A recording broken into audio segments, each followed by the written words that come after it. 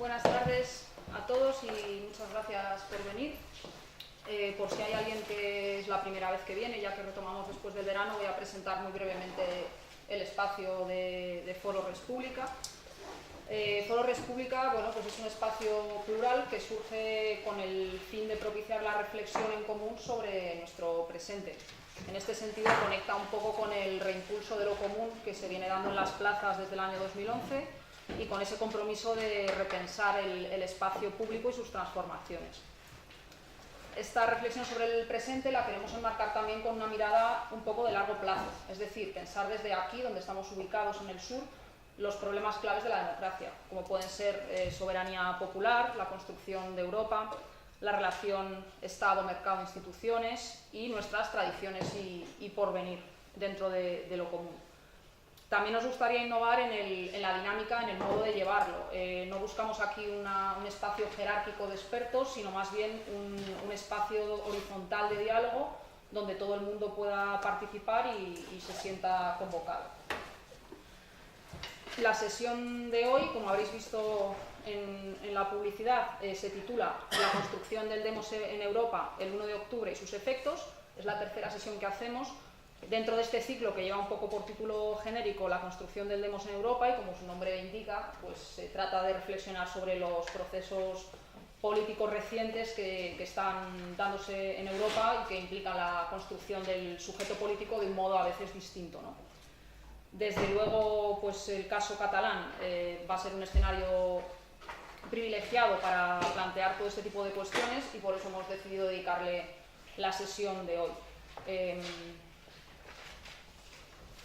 Recuerdo un par de fechas de los últimos días simplemente para ubicarnos todos. El 6 de septiembre se aprueba la ley que convoca el referéndum, que fue suspendida por el Tribunal Constitucional de forma cautelar el día 7 de septiembre. Se presentó una querella de la Fiscalía Puigdemont a su gobierno por desobediencia, prevaricación y malversación. Y bueno, los últimos 10-15 días de septiembre hay una tensión creciente, se requisan urnas, se realizan detenciones, registros y hay una pelea también por el control de las fuerzas policiales en Cataluña. Finalmente, el día 1 de octubre tiene lugar el referéndum en un clima de tensión creciente, con una represión importante y un malestar en la calle grande. El día 10, Puigdemont realiza esta declaración donde afirma que asume el mandato del referéndum para que Cataluña se convierta en un Estado independiente en forma de república, pero a continuación dice que suspende los efectos de esta misma declaración. No está muy claro qué significa esto, pero PP, PSOE y Ciudadanos se cierran en banda diciendo que fuera de la legalidad no hay nada que negociar y finalmente este mismo fin de semana el Gobierno decide la aplicación del artículo 155 con una interpretación bastante dura, limitando mucho las funciones del Parlamento hasta prácticamente la nada y interviniendo la seguridad, la comunicación y la administración del Gobierno catalán.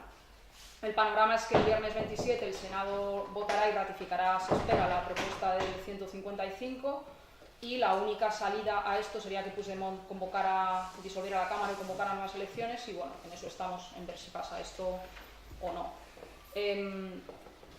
Yo quería plantear un par de cuestiones o preguntas que quizás pueden quedar sobre la mesa para luego recogerlas en la discusión y luego ya presento a los ponentes y les doy paso. Yo creo que habría como 4 cosas que saltan muy a la vista un poco simplemente para situar, luego que cada ponente evidentemente lo planteará de su manera.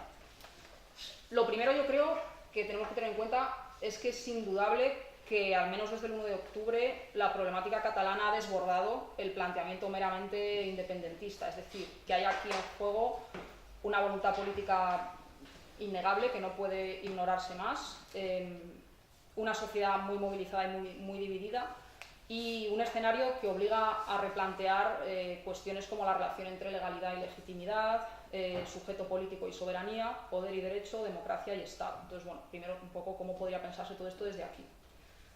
En segundo lugar, creo que está claro que la situación se ha movido entre 2 polos contrapuestos y que hay una dificultad, ¿no?, en las fuerzas políticas para tratar de pensar una tercera posición fuera de estos 2 polos tan opuestos y a la vez tan gemelos, en cierto modo, ¿no? Porque por un lado hay como un sí de ruptura absoluta y un no que es inmovilidad absoluta. Y bueno, ¿cómo podríamos pensar quizás otra lógica política fuera de esta aporía? cómo pensar esto de otra manera. En tercer lugar, sorprende también la continua recaída en etiquetas muy anacrónicas, ¿no? Se sigue diciendo pues, que el PP son absolutistas, que los independentistas se les ha llegado a llamar hasta nazis, etiquetas de hace un siglo o dos que realmente no logran hacer que comprendamos nada. Entonces, ¿cómo pensar esto con términos políticamente más operativos? Y por último, creo que habría que abordar desde luego la dimensión europea, o lo que implica esto para la idea de Europa, ¿no?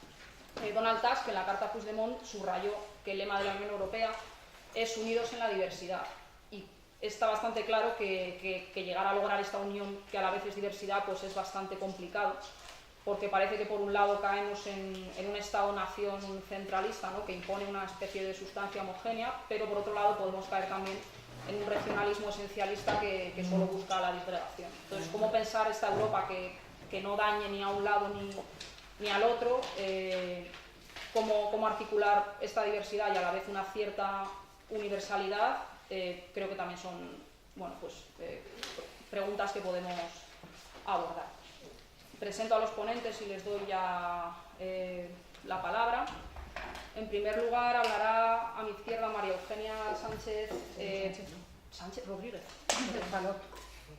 Pero Rodríguez sí, Rodríguez Palop. Perdón, lo apunté mal. María Eugenia Rodríguez Palop. Ella es profesora titular de Filosofía del Derecho en la Carlos III de Madrid.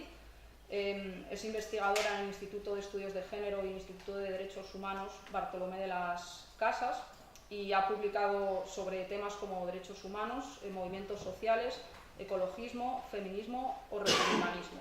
Y colabora también en medios como eldiario.es o En Público. Presento a los tres y luego empiezan a hablar. Después hablará José Luis Villacañas, que es también catedrático de filosofía en esta casa, especialista en pensamiento español, pensamiento político europeo y tradición republicana. Ha publicado una extensa obra de ensayo, monografía y traducciones con temas como poder político en España, teología política, populismo recientemente, y escribe también semanalmente una columna en el diario El Levante. Y finalmente cerrará la mesa Javier Pérez Royo, catedrático de Derecho Constitucional en la Universidad de Sevilla y comentarista político también en diversos medios. Participó en la redacción del Estatuto de Autonomía de Andalucía y en el de Cataluña en 2006. Ha publicado algunas obras clásicas como Las fuentes del derecho y colabora, como digo, en diversos medios de comunicación. Así que doy la palabra a María Eugenia. Logro a todos que se atengan al tiempo, que vamos a dejar en 15-20 minutos para que después tengamos tiempo para la discusión con el público. Tiene la palabra. Bueno, muchas gracias. Bueno, muchas gracias, un honor haber venido. La verdad, me llamó Santi Alba para que participara. Le dije que tenía una cosa que tengo, de hecho, a las 7:30 y bueno, gracias a la flexibilidad un poco que habéis tenido, pues se ha podido adelantar el evento este encuentro y he podido venir a participar, aunque me tengo que marchar igual a las 7. Bueno, yo quería hacer un recorrido un poco para que pensáramos cómo hemos llegado hasta aquí, qué hemos visto en estos días, sobre todo desde el 1 de octubre en adelante, y hacia dónde nos dirigimos. O sea, un poco hacer un poco una especulación, aunque esta última especulación pues quedará caduca en 5 minutos, se autodestruirá en 10 minutos, porque evidentemente cualquier especulación que se haga pues es completamente inútil, ¿no? Pero bueno, sí nos puede servir para pensar y reflexionar un poco, al menos los escenarios que querríamos evitar, ¿no? Bueno, el gobierno central se ha relacionado con, entre comillas, los nacionalismos periféricos a partir, digamos, de 3 ejes, diría. Por un lado, la negación del conflicto. Ha habido momentos en que se ha negado el conflicto simplemente asumiendo la legitimidad por principio del modelo central, que era el modelo cuestionado. Que el modelo central era incuestionado y por lo tanto no había conflicto alguno. Era un conflicto, por tanto, inventado de alguna manera, o era una lucubración imaginaria de imaginarios periféricos, ¿no? En segundo lugar, con una visión dogmática completamente rígida y cerrada del reparto de soberanías y de la distribución de competencias, es decir, un proceso de recentralización permanente que incluso ha llegado a superar a lo previsto en la propia Constitución española. con un blanqueo, en este sentido, también permanente del Tribunal Constitucional, de todos los procesos recentralizadores que se han ido adoptando, bueno, especialmente desde que el PP está en el gobierno. Y en tercer lugar, defendiendo la falsa neutralidad identitaria del gobierno central. Es decir, no hay una identidad española, hay solamente identidades periféricas, que son rígidas, que son cerradas, y hay una identidad, y no hay, por tanto, una identidad española, o esa identidad española, en cierto modo, es una racionalización, hay una racionalización de esa identidad española. Es decir, que no es, no apela, digamos, a la existencia de un pueblo español en términos culturales, ¿no? En términos ni siquiera nacionales, más que en términos políticos, de estatuto jurídico político. Bien, estas han sido un poco las tres estrategias que se han seguido desde el Gobierno central, y en función de esas tres estrategias hemos derivado, de alguna manera, en un proceso o en una situación de ingobernabilidad, que es el